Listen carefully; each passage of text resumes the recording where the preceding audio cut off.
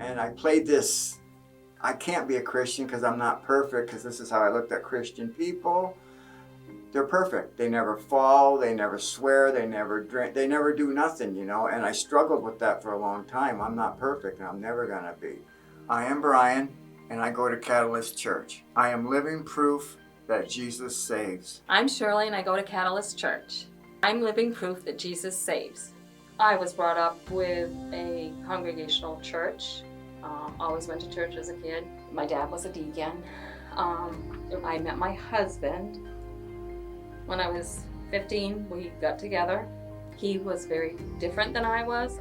Never really was exposed to drinking, never exposed to drugs, never exposed to any of that growing up. Anyway, we were together off and on, and we ended up being married.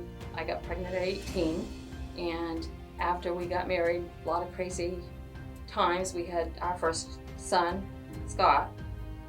Then we had our second son 16 months later, Derek. And I just had to be the responsible one. And so it was just very difficult having two small children. Lots of craziness. My husband, Brian, and I got divorced in 1986. And then we were both remarried. I remarried and had another son. He remarried, had no other children. Realizing we had a connection. He was my first love. We ended up back together after 13 years. And we were remarried in April of 2000. And we have been married ever since. The first time we were married, God had it right. I didn't have it right. My heart wasn't set. I wasn't right at all. God brought us back together, and I got on fire for Jesus, and I was doing great. You know, I mean, I was on fire. You know, we were going to church and stuff. I was going to men's group. We were doing marriage counseling. We were Christian marriage counseling. We were doing everything. And then I just started getting kind of bored, you know, like what's next? You know, what else?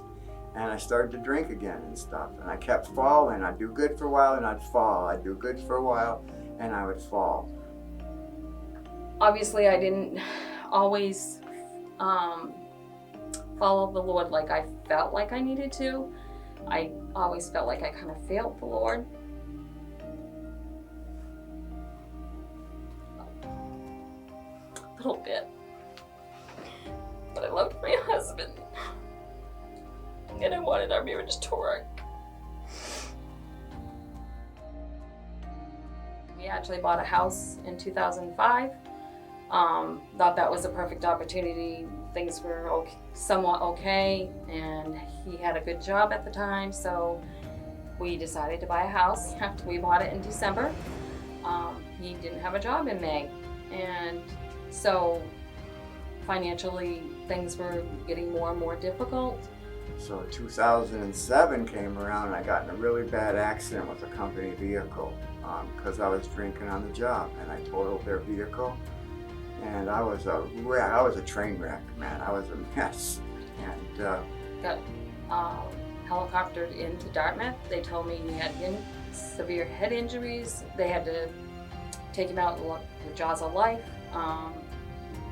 The cord was wrapped around his neck. If they hadn't found him, he probably may have died. My wife talked me into about Teen Challenge, and I said, well, how long is this program? And she said, it's 15 months. And I said, no way will I do 15 months.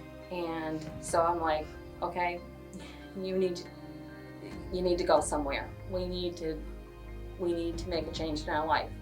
My pastor at the time convinced him that was the thing to do, and he ended up agreeing to go to Johnson, Vermont Teen Challenge. He stayed 9 months and came home one weekend and said, I think I'm not going back. I did not necessarily agree with it, but I went with it. He came home.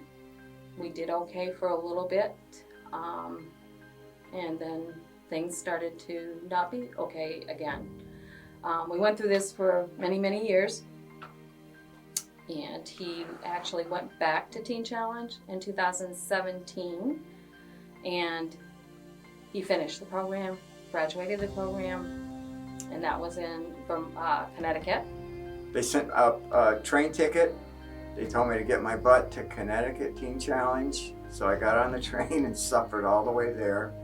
I got off, I showed up at Teen Challenge Connecticut, and I think I stayed 2 days. And I said, this is not for me no more. I can't do this anymore. I'm too old for this, blah, blah, blah, blah, every excuse you can think of. I left. I know it was really late at night, and I was partying with some people I don't even know, and they left, and I was out in the green alone, and this was like in the middle of the night, and I remember walking, and I remember two guys I'm walking past, and that's all I remember. I woke up in the hospital the next morning.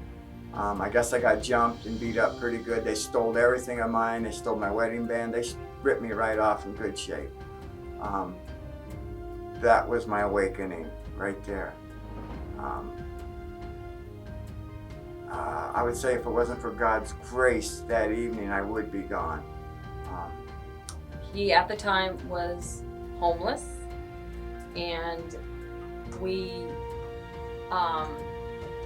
basically weren't even on real speaking terms, and basically I didn't really want to talk to him. So it was about 6 to 8 weeks before we actually communicated again, and I actually went and filed for divorce, but because he was homeless, they couldn't serve him. And that's where I feel like God just put his hand on our marriage. But it was only through the grace of God that I was still married to my husband. And if I continued to live the life I was leading to, don't believe I'd be around. And that's when I woke up to Jesus. That's when I fully accepted Jesus, went back to Teen Challenge, did the program, graduated. That was my awakening right there. That wasn't fun times for me, you know. And after that, he came home, did okay for a little bit, and started to slip again, and went back in 2019, restoration. Stayed good for a while, fell, and came up for a 6 months or 5 months cleanup, you know, and I lived up here. My wife moved up here with me. We got a beautiful place. She works right from home.